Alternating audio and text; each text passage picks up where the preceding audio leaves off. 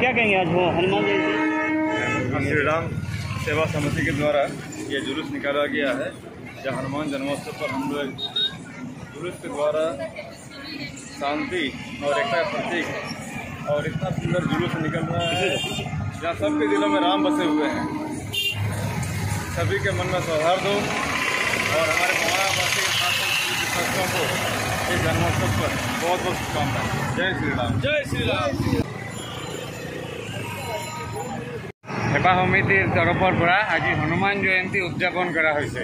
आमी हिंदू धर्मावलम्बी सकले एटु आस्था और विश्वास जे আজি चैत्र माहर पूर्णिमार दिना रुद्र अवतार शिवर रुद्र अवतार हिसाबे मारुति बा आमार हनुमानजीर जन्म হৈছিল।